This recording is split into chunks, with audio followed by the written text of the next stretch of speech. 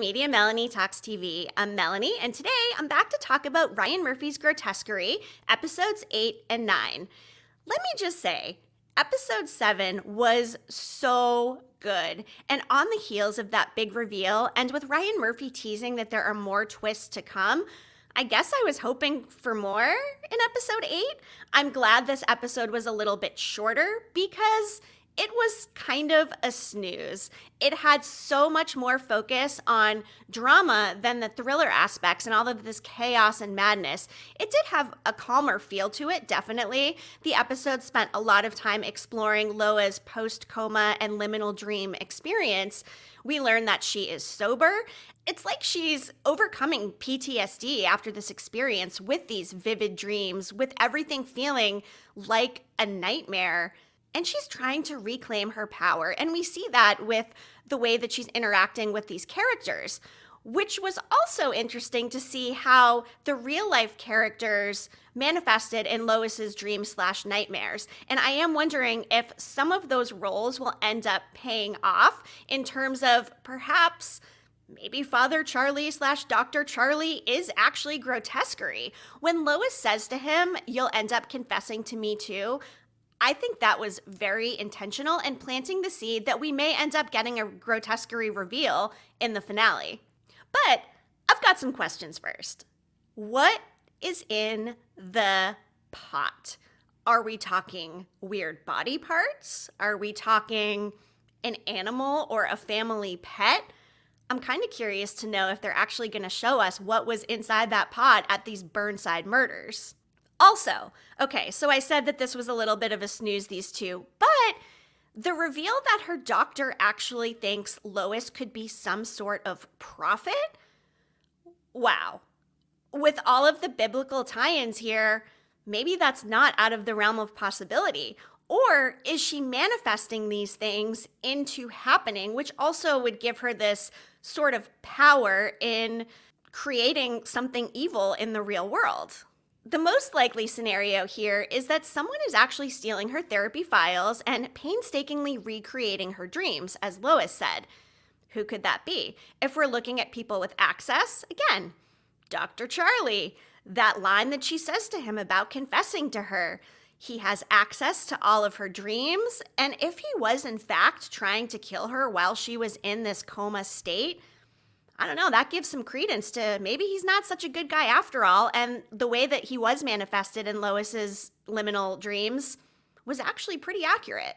But does that mean that he and Sister Megan are actually working together? Sister Megan, of course, we now know is the chief of police, Megan Duvall, and she did not have the greatest relationship with Lois, although Lois really steps in for her in terms of killing her boyfriend Justin in episode 9. There are some very sus things about Justin, too. He mentions empathy, which was very clearly mentioned in Lois's therapy sessions. Could he have had access, perhaps, to these files somehow through Megan, and is the one recreating all of these scenarios? Well, he's dead now, so if that is the case, then we probably won't see any more murders because he's gone. Something else that's interesting is he says, "You were awake the whole time." What does that mean? We have Megan sitting there in a corner saying that this is just a dream. We have Lois still not convinced she's awake, trying to make herself literally bleed to ensure that she's not in a dream. So that also has me wondering, is this another dream state situation? Could we be seeing another liminal space with Megan, perhaps? The doctor has talked about the way that Lois was experiencing these emotions and these dreams when she was in the coma. Could her and Megan both be in a coma and this be some sort of shared liminal space? I don't know. Why else would they be going down some of these rabbit holes in terms of what these dreams actually mean? We see two separate doctors who believe there is something more to Lois's experience when she was in the coma. So obviously, it seems like there's going to be some sort of other big reveal or twist in episode 10. Another thing that kind of made these episodes feel off, especially in episode 9, was when Lois visited that same motel that was in her dream. we see this same red haziness, the purple pool. There was the focus earlier in the purple colored punch for Lois's retirement party. Something just still feels off. My gut was saying that way back in episode 1, so I just think there is still something very sus happening here, and we have not yet seen the light at the end of this very dark tunnel. And now I'm like, okay, we only have one episode left. What can this big next twist or reveal be? Another line that the doctor says in here is that grotesquerie is the stand-in, the totem for the way the world, according to Lois Tryon, is now. Maybe there is no grotesquerie. I am not convinced of that, though. I do think there is going to be some sort of murder case at the heart of this all, as we've now seen with the Burnside murders, which Lois very clearly envisioned while she was in her coma. Every detail about it was the same. The time of night that she's going there, the thing boiling in the pot, everything about it. How could this have happened? How could she have dreamed this? Unless we are in some sort of strange situation where there's a hospital bed and they're using her brain in a shared tandem way, perhaps with Sister Megan, who could also be in a coma state. I don't know. My mind is really starting to spin with the possibilities, though. Something else that lends itself to this still not being a total reality is Marshall. First of all, Courtney B Vance, really nice to get more Courtney content. He is so talented, and it's been nice to actually see him delivering more lines and not just laying there in a coma. But he says to Lois that she is not a recognizable human. At the same time, we saw her and Merritt have a couple of confrontations, and Merritt calls her something else entirely.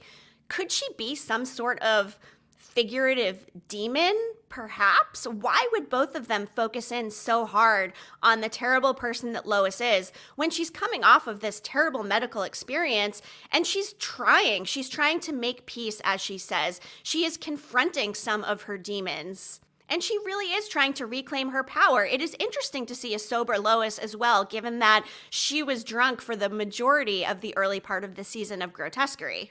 And that itself lends itself to a more calm ambiance in these two episodes as well. Of course, though, things do escalate at the end of episode 9 with the whole motel scene. But in general, it was like watching a whole different Lois Tryon. Okay, so now it's time for the theory.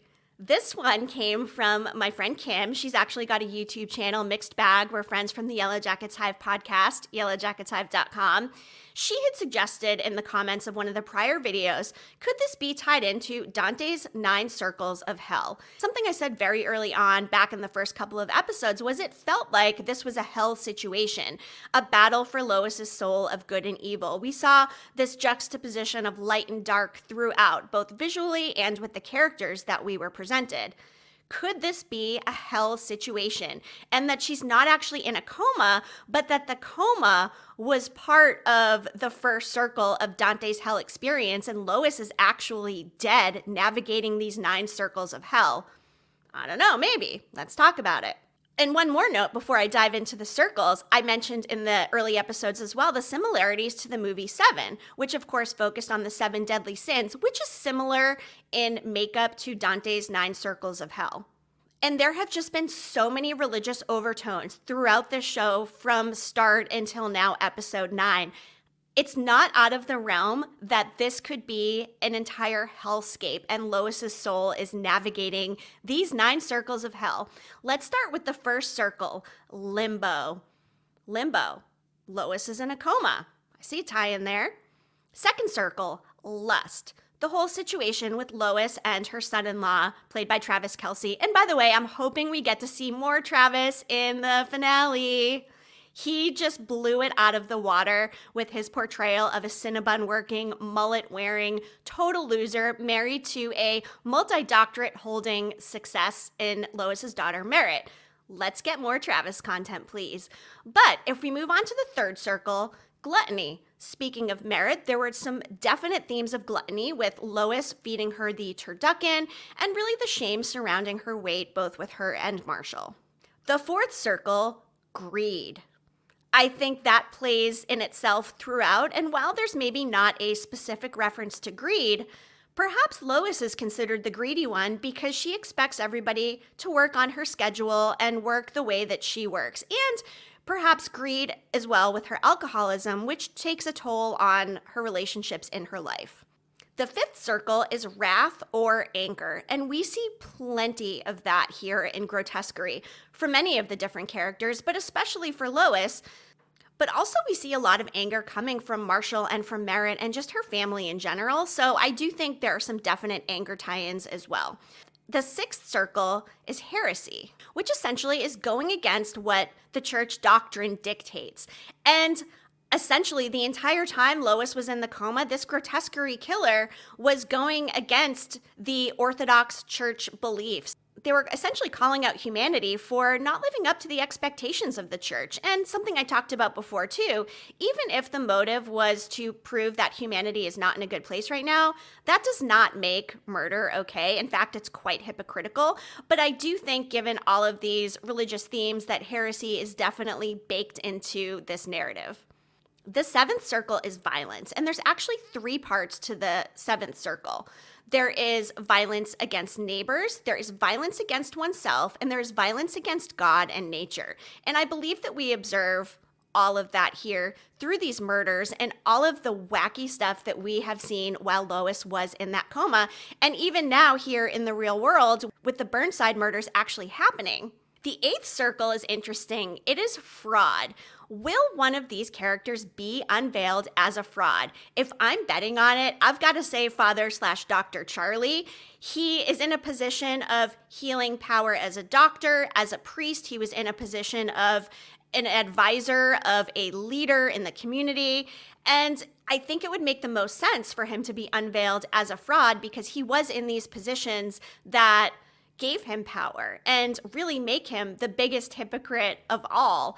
And that said, could he and Megan be working together given that they were a pair in Lois's coma? Not out of the realm, but I don't know. I'm just not buying Megan as a party to these murders. I think that she is in fact possessed, like Lois mentions, but possessed in a way where she's being downtrodden by this terrible, violent boyfriend and being possessed by evil, staying in this relationship essentially. But I don't know, I just don't buy her actually being a murderer. But the fraud aspect, very interesting. The 9th circle is treachery. And we've now seen 9 episodes. And in general, all of this is very treacherous. But what does that mean in terms of going into episode 10? What does that mean for Lois? Are we going to find out that the treachery comes from within her and maybe we are still seeing some sort of dream sequence? Or if she is awake and this is the real world, will we find out that there is treachery in the fact that she is somehow complicit in these murders? So I don't know. I just think there could definitely be something to this Dante's 9 circles of hell, given all of this religious imagery, and then also just tying back to my thought that it did feel like 7 in terms of the 7 deadly sins and the tone of that movie, although things have gone a lot more off the rails here in Grotesquerie than in that movie. Going into episode 10, I'm hoping we get the closure we're all looking for. My hopes are high. Ryan Murphy has said there will be multiple more twists. So again, I have very high expectations here in the finale. If you've been watching Grotesquerie along with me, drop a comment. Let me know what you think about these 2 episodes. What do you think is happening? Do we buy that Lois is out of the coma? Could it be that there is another person, maybe Sister Megan, in a coma alongside her? They go into all of this talk about the state of being in a coma and potentially waking people up from comas. So much coma focus. Could there be a second coma situation happening here? Who committed the Burnside murders? I don't know, but again, if I'm guessing, his name starts with a C and ends with an Arlie. So, we'll see. Thank you so much for tuning in here for my Grotesquerie coverage. I'll be back next week to cover the finale. In the meantime, if you're looking for another spooky show, Teacup on Peacock, I am also covering. It's up on my channel.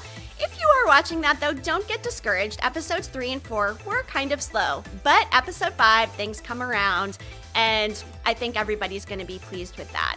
I'm also doing Sweet Pea on Stars shorts every Friday. May end up being on Saturday this week, we'll see, but either way, I'll get it up. So thank you again for watching. I appreciate you being here. Be sure you're subscribed, like this video, drop a comment. and tune in next week. I'll be here. Thank you again, Media Melanie. Clicking off.